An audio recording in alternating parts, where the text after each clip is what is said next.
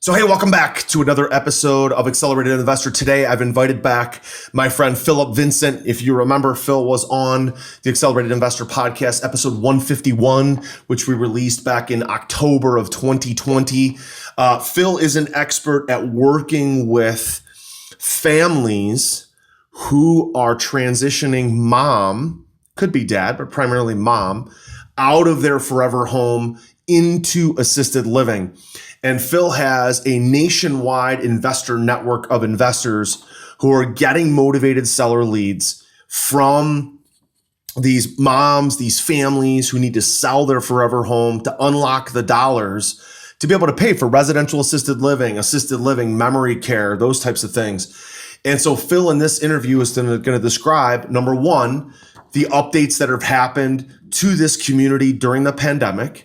Number two, he's going to describe the 10 different lead sources of ways to get leads to mom who might be 60, 70, 80 years old and needs to sell their home to unlock the equity to pay for her care. He's also going to describe his investor lead network. And Phil told me off camera that just yesterday they got 36 leads from families all over the country who are looking to sell mom's forever home.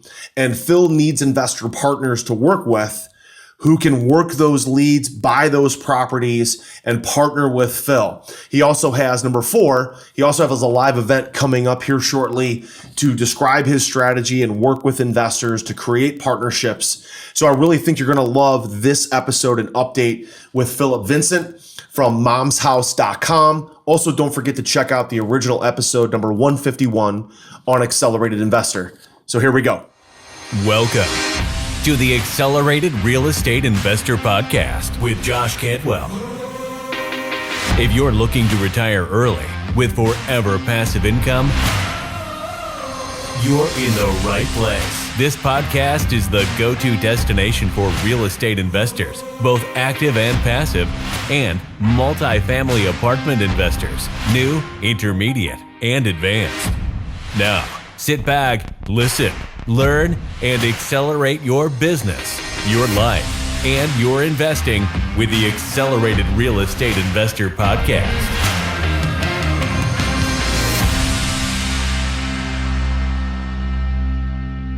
So, hey, Phil, listen, so excited to have you back on Accelerated Investor. It's been about 6 months. Thanks for coming back on. How are things? How is business? Hi, Josh. Thank you for having me on. Business is good. We're starting to grow our nationwide lead store, which is kind of exciting. So I'm excited to be here today, and I appreciate you having me on. I hope to give a lot of value to your listeners today. Nice. Yeah. So for those of you that don't know Phil Vincent, he is an expert at buying homes from seniors who are moving to the next chapter of their lives. They're moving into potentially assisted living or potentially memory care or some sort of residential assisted living, or maybe they're moving in with their kids or grandkids and they need to kind of sell mom's house. And so Phil was on about 6 months ago on the Accelerated Investor Podcast. It was episode number 151. So if you missed that episode, make sure you go back and listen to it.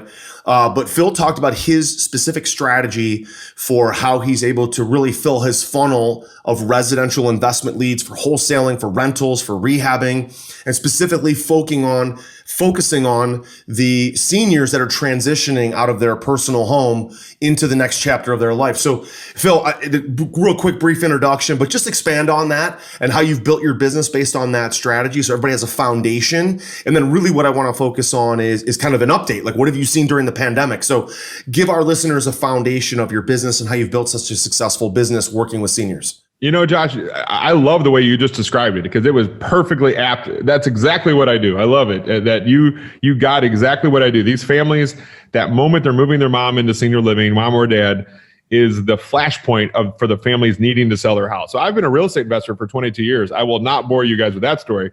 But back in 2011, we were saying, it's really expensive to buy leads all the time, right? If you're in the marketing, we think we're in the real estate business, but we're really in the marketing business. And so we had this mandate for every deal we were going to do via, it wasn't really Facebook back then, but every deal we paid for marketing, direct mail, pay-per-click, all these things, we wanted to do one via networking. And so when you start networking, you're going to come across realtors, wholesalers, and then I discovered the senior living world. And the reason why is I love stereotypes, right? The stereotype of my seller is dad died 8 years ago. Mom's been doing the best she can. She fell down. She has to move into senior living. The adult child, I call her daughter Judy. I used to call her daughter Karen, but the word Karen's had a rough year and a half. Right. So we don't call her that anymore. We call her daughter Judy. Now, what's funny is there's still a daughter Karen out there. She's the sister who lives 400 miles away, who's very opinionated, who judges everything that Judy does. But that's a whole different story. So I had this mandate to go out, and I said, well, wait a second. Is anybody talking to the senior living world? And the answer was no. And I said, I took it upon myself to go do that. And what I found is, I've got a big personality. How I talk as an investor and how the senior living world they can't be more far apart, right? Right, sure. And so I had to learn how to bridge that gap, how to tone it down a lot, to be able to build the trust, know what to say, because what I found is they're the perfect lead. And there's 5 reasons. I always say I'll take the Pepsi challenge with any other type of lead source for 5 reasons. These families need to sell the house versus want to sell it. So it's true motivation. I don't have to convince them of motivation. They almost always have 100% equity. They own the house outright, have since 1990, whatever. Number 3 is, even if it's a clean house, which a lot of times it is, it's still full of 50 years of life, 50 years of stuff. And the family doesn't want to clean it all out because it's really a lot, there's not much value there. People, memories are value, but not true monetary value. Right. Plus the average child lives 400 miles away. So it's a house I can add value to. Any dated home, us as investors, we're not buying houses built in the year 2019 a lot, right? There are always houses built long ago that haven't been necessarily updated to today's standard. So it's a house I can add value to. The 4th thing is that there's less competition on these houses because it's usually me versus the realtor, not me on a cattle call with 10 other investors, like most of my other leads by the way, you pay all that money for these phones to ring, but then for your troubles, you get to compete with 10 other guys. Right. With this, there's less because it's usually me versus a realtor, and my value prop is better for the families. And then the 5th reason, like Josh, if me and you went to Albuquerque today, we'd probably throw out on Facebook, hey, where's the best place to eat in Albuquerque?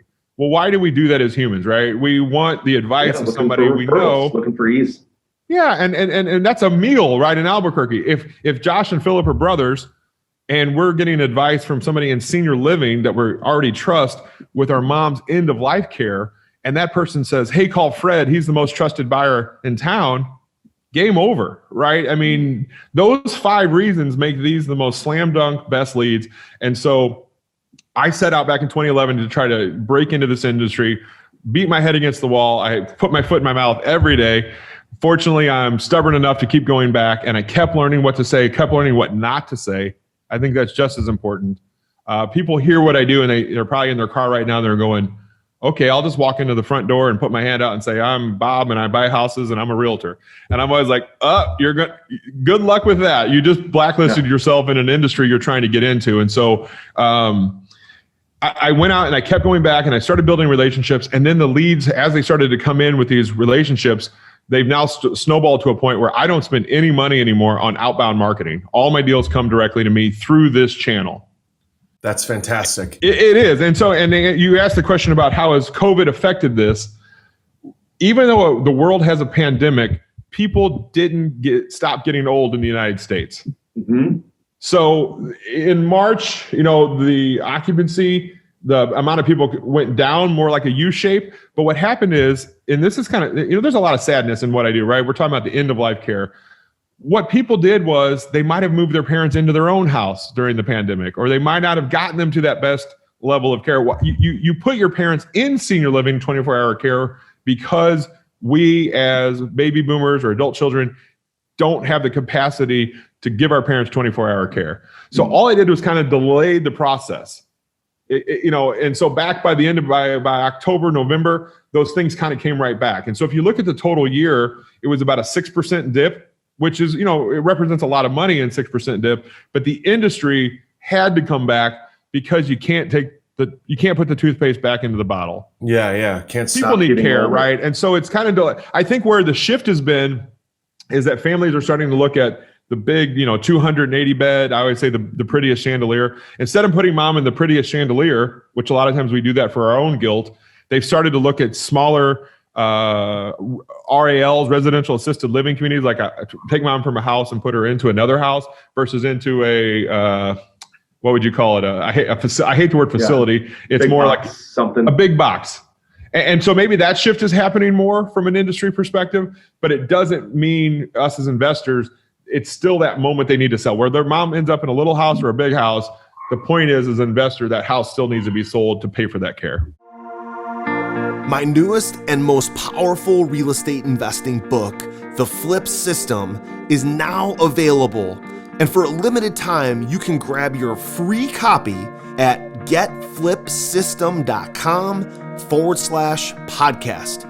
Using the same proven principles, secrets, and investing strategies I'm sharing in this book, I've been able to personally close over 750 highly profitable real estate deals over the last 15 years, make over 400 private lender loans, raise over $30 million of private money, and acquire over 2,000 units of apartments. Get my newest book now for free for a limited time at getflipsystem.com/podcast. That's getflipsystem.com/podcast. Phil, I know you're doing a live training event coming up. Yeah. And so give me some insight. What specifically would somebody learn at that 3-day event? Like give our listeners here some free stuff that a lot of people pay for. If they come to that event, they're obviously going to get a lot more than what we could give them here in 15 minutes. But what is a couple specifics that maybe somebody could take away from this interview and say, wow, that's something I can implement in my business tomorrow that you will be covering more in depth at your event? Sure, I'd be happy to. So over the 3 days, it's a really deep dive into the three people we help. And the three things are this: the industry has a problem. Here's a $100,000 sentence I'll give to your listeners right now. It's, do you ever have a situation where they want to move mom in, but they can't until they get the house sold? Mm-hmm. That little sentence right there is magic, because what that did is that just unlocked their brain to say, in fact, that answer is usually a laugh. They're like, Phil, every day I have to deal with that. And I'm like, exactly. I fixed that problem. I didn't start off by saying I'm an investor, I'm a realtor, right? So the industry, the average client stays with him, or family member, whatever you want to call it, that stays with him 28 months. That's the industry average. So that's built in, baked in. What happens on the front end, though, is that they're looking for any way to get that loved one in quicker. And sometimes the catalyst to get mom in is the sale of the house, so that way they know where the money's coming from. Because if Phillip and Josh are brothers again, and we take mom to the shiniest chandelier, and we find out it's $8,000 a month, and she only has a $2,800 a month pension, we're like, is Phillip and Josh paying the $5,000 a month? Right. And families do sometimes. I'm like, Josh, you're way better off than me, so you're paying it until and when the house sells, we'll pay you back, and when and when and when. So the industry, the senior living industry, has a problem that they want mom to have a bag full of money in her pocket, not a house that's, causing the family stress. So when you're using this language that you brought up, you're talking specifically about saying that to the director of like that residential assisted living facility or that big box facility or memory care facility. So you're going and visiting those places, calling on them. Or no. Okay, tell me about that. No, and that's kind of what I was saying. There's about 10 different people we go a deep dive into, from the proprietor all the way to a social worker and everywhere in between. And so there's a few hundred jobs in senior living, and I found the top, I would say 10 that have been fruitful for me over the past decade. And so none of this is done on site. None of this is done where they're working. And so we can't even get into those facilities now anyway. Because no, they shouldn't. If they walk in the front door, they're going to be in trouble. So that was, by the way, I never taught that, even pre-pandemic. It was never cold calling walking in the front door. That's not how it's done. So you said there were 10 of these positions, these top 10 sort of positions within that senior assisted living type of, what are some of those? What are the names of some of those job titles? Sure. So in the industry, I would say 4 of them are in the communities, and the other are ancillary vendors outside of the community. So you've got the proprietor, you've got the director, you've got the finance director, you've got the marketing person, you've got the social worker. Those are the ones that usually exist inside. Then outside of that, you've got the downsizing experts, the placement agents. They're some of my favorite. They're like real estate agents for the senior living world. You've got elder care attorneys, and you've got people that do what's called aid and attendance benefits providing. You're like, well, what the heck does that mean? Well, right. It's like this thing we've never even heard of. So what usually happens is dad served in a war, and which means mom is now eligible for that aid and attendance benefit, but nobody knows that until they need it or they're told about it, right? The government's not out there saying, hey, we've got free money for your care. You have to have someone in your camp that's helping you. So when that person that's getting your aid and attendance benefit paid out, it's because you're moving mom into senior living. And so we go through each one of those 10, the proprietor is the most like an investor. You can have a money conversation with him or her. The social worker is the exact opposite. So I've got scripts for all 10 because you don't talk to the social worker any way that you talk to the proprietor, right? The social worker, and really most of them are all about care. They're not about the money. Only the finance director and the proprietor would actually have a money conversation with them because all the other ones, it's care. And can you be trusted, But all of them understand the mechanics and the economics. A lot of times is that the adult children need to unlock the dollars from the home in order to pay for mom's care. Because like you said, it could be anywhere from $5,000 to $8,000 a month, and she's on a fixed income and, can't really necessarily afford the difference. And sure, adult kids might have some cash, but do they really want to spend $4,000 or $3,000 a month out of their own pocket, or can they unlock the equity in mom's house first? And then ultimately, if that money is even spent down by selling the home, then mom can qualify for Medicaid. That's what happened to my grandmother. And she went into a Medicaid type facility, which was a great spot for her based on her situation. Because, my grandfather died at 54. My grandmother lived till 84. So she was alone for 30 years on a fixed income, on Social Security. And that's exactly what happened, is what you're describing. Is my father passed, he since has passed away in November. So we had a very similar situation with him. But my grandmother, who passed away about 15 years ago, she had just her home was her main and almost only asset, and had to sell that in order to put her into what she originally moved in with my parents, then moved to assisted living, then moved to memory care, right through the continuum. And then ultimately in the hospice at the end. So she hit kind of all the different kind of stopping points, if you will, in that adult kind of care. And for sure, my grandmother, as she was an ornery, like 4'11", little Irish woman. She's like, someone like if you, Phil, or I had talked to her, called on her, or called on my father and gotten in touch with them and said, hey, what is mom going to do to sell the home to pay for this care type of thing? She went out and sold the house herself. She was still like ornery, angry, was going to do it on her own. She did it knowing that she was going to move in with my parents. But most of the time it doesn't happen, right? Where mom's just going to go make that decision on her own. She's going to consult with a realtor. She's going to consult with a real estate investor like us, consult with her adult children. And so getting into those kind of situations. Now, Phil, what I'm interested to hear is you probably talk to a lot of your students, a lot of your people in your community who are looking at this strategy. And now we're hearing so much about the MLS, or so much about motivated sellers. There's no inventory. There's so much competition. Because there's no inventory, prices are going up. There's 10 other buyers at every door. And so the value prop that you're giving is, look, we're going to focus on this community who's going to be a motivated seller versus. So help me understand the kind of epiphany that your students are experiencing when they're like, oh my God, this is working. Why haven't I been doing this all the time, versus fighting over all these other leads, like vacant house leads or out of town landlord leads? Yep. Great question. And so let's talk about daughter Judy for a second, right? Daughter Judy is the one that's closest to mom, that's been helping out with all the problems. And so daughter Judy is getting, you ever hear the term being quartered, where the horses pull you in 4 different directions when they're killing you? Daughter Judy's, she's being quartered. So she just moved. You said Henri. I love that word. You just moved Henri mom into senior living. She still has needs. You're being pulled that way.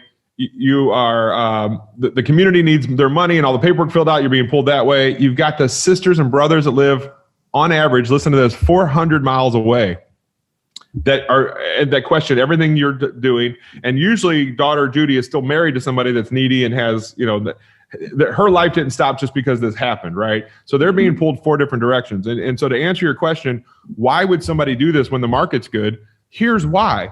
When the realtor walks in, remember, okay, so the doctor said mom has to move out of her forever home into senior living. That's already a blow. Second thing, it's how much a month? Second blow. Third thing, it's you want me to clean this place out and rehab it before I list it? You said, Josh, the market is as good as it's ever been, right? I've been in real estate 22 years. It's the best retail market I've ever seen. What doesn't happen is, and we're forgetting the front part, these houses are not anywhere close to retail ready, and they're usually full of stuff. Right. So when you live on average 400 miles away, what happens is they come in day one, they take the heirlooms. The heirlooms leave in 10 minutes. Like the valuable stuff is gone. And what's left after that is, I can say crap. It's crap. Yeah. It's junk. But it's the stuff mom really doesn't want to let go of either. No, it's, oh my gosh, it's so emotional, right? And so those adult children, they all have to fly into town. They all have to pick out their heirlooms. And then they decide, I love to catch a family on weekend number 3 when they're taking stuff out of the basement and putting it into the dumpster. They realize, what are we doing? And if I can catch them early, I let them know that they don't have to do that. So even though the retail market's good, here's what's not good. Me and you are in the business. How easy is it to find competent contractors right now? Yeah, they're busy. And the good ones, are they charging you a little bit, or are they charging you more than they used to? Well, if they're good, they know their value. They're charging a premium for sure. Right. So I think the focus is just shifted, right? Yes, the retail market's good, but I think how to get to the retail sale has gotten harder because the market's so good. And these families who already live out of, remember, this is not their own house. This is mom's house in a moment where they need money. So who the heck is going to spend? Remember me and you, Josh, we're going, who's paying $5,000 a month? Well, who's throwing 40, 50 grand into mom's house to rehab it? Because that's what the realtor said we need to do to get that Zillow number. Yeah. And then hopefully, and you got to wait till it sells to get your money back. And then hopefully not fight with your brother and your sister-in-law over the $45,000 that you put into the house when all the proceeds come. Right? I've heard those stories 100 times. Josh, they're arguing over who gets the crock pot, the skillet. They're arguing over who gets mom's skillet. Right. Do you think they're going to argue over the rehab? Yeah. Oh, yeah. Oh, my gosh. One of my favorite questions is, what color kitchen are you going to install in this house? And they're like, what? I'm like, no, what color kitchen are you going to put here? And they're like, what do you mean? I'm like, well, you said you might rehab it instead of sell it to me. What color kitchen are you going to put here? And it just shows that no one's ready to, no one really wants to rehab it. And by the way, Josh, if these families wanted to do an HGTV show on this house, that lead would have never came to me. They would have just did it, right? For them to get into my web means that these families don't want to nobody wants to get the house cleaned out. Nobody wants to get the house retail ready. Nobody, and if they do, they're probably going in different directions anyway. I'm telling you, today's adult children, with their lives so busy and all this other stuff they're helping their mom with, they love the mom's house easy button because they don't have to, we still treat people fair. This is all above board. In fact, that's probably one of my biggest problems is that I can't just have any investor in every city. Yeah. And they really have to go through this training with me to understand all the nuance of what's going on with these families. And I need good investors nationwide. So that's like my takeaway. It's like, this is worth your time, because if you do it right, you can have referring these 10 different people will refer you their business. They're going to use you as a tool from now on if you can gain their trust. And that's how valuable this could be. Are you ready to automate and explode your real estate investing? We're searching for extremely motivated individuals who are sick and tired of wasting time and want to finally see real results from their real estate investing business. We're searching for investors looking to get to the next level and become a bigger, better version of themselves while being a more successful real estate investing entrepreneur. Apply for mentoring and coaching at joshcantwellcoaching.com/podcast. That's joshcantwellcoaching.com/podcast. So sort of last question, guys, I encourage all of you to go to momshouse.com/3day. That's Phil's website. If you want more information about his home study course, and he's putting on a 3-day live event. I know we're always looking for strategies that can set our investors, our community aside. So I'm happy to introduce Phil to all of you guys on Accelerated Investor and find these new ways, these better ways to find motivated seller leads. So check that out, momshouse.com/3day. So Phil, last question is, I'm interested to hear about the exit strategy, because I think what I would do, right, is you have this property off market, you're getting at some sort of discount. Even if you're not getting it at a massive discount, you know that whatever goes on the MLS right now is selling for over market value. There's multiple bids. So help me understand your favorite exit strategy, because mine probably would be buy the house as an investor with private money, kind of prehab it, clean it out, clean it up, maybe paint and carpet, maybe some sort of small cosmetic, maybe 10 grand, 5 grand, then put it on the MLS. You know, you don't have to redo the cabinets. You don't have to do the old bathroom, you know, those kind of things, but maybe get rid of the old musty carpet. Maybe get rid of the paneling or paint the paneling that's in the living room from 1988 and clean everything out so it looks like a really clean property, then throw it on the MLS and let people fight for it. That's probably what I would do. What are your thoughts on that? I love it. We call it knocking the ugly off of it and then hoteling it. There you go. That's it. That's what you just described. It's a great strategy right now. People they say they have vision. They really don't. So if you take the trouble of cleaning it out and getting it spruced up a little bit clean, then yes, you'll have success. I've been doing this 22 years now. So I've lived through the downturns. And I remember back in 2009, 10, 11, people were begging me to take their homes because they didn't have the retail option. And so when I look at what's around the corner, all the experts are saying that we're going to have a change. Nobody knows what that is going to be yet. But as the retail market changes, we're still going to have opportunities to buy houses, whether you want to fill the thing might switch from hoteling it today, like you're talking about, which I agree, to, well, now I'm buying them at a discount again. Can I build my rental portfolio? Right. Mm-hmm. I don't know if, how you dispose of the house is really up to you, the investor. I just always say, I need you to do what you say. That's it. Can you just do what you say? And so the dispo of it, I think the exit strategy with the retail side, it's probably a great time. If you're buying anything at a discount right now, it's probably a great time to build your rental portfolio as well. Yeah, I love it. So guys, listen, check out momshouse.com/3day. Can't recommend this type of strategy and other strategies that nobody's really doing. I love these kind of niche strategies to find deals. Phil's the expert at it. Also check out Accelerated Investor episode 151 for my original interview with Phil. Of course, this interview as a kind of a follow-up is a perfect segue. And then check out Phil's live event coming up here very soon. Phil, thanks so much for joining us again today on Accelerated Investor. Thank you, Josh. I appreciate being on.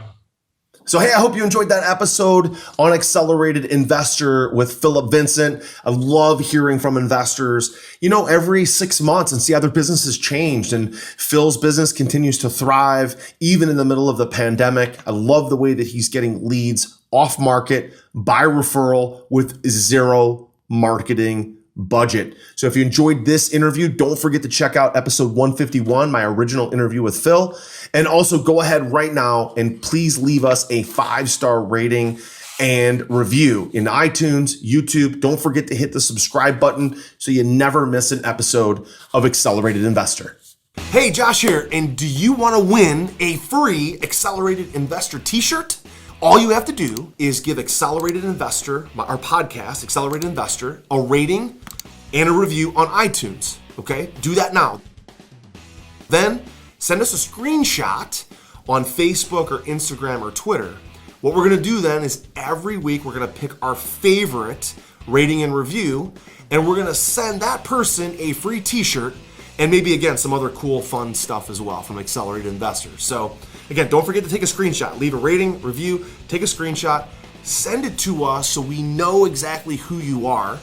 And then once a week, every week on the podcast, we will announce a new winner. Don't forget to take a screenshot and send it to us so we know exactly who you are. We'll announce a new winner every week.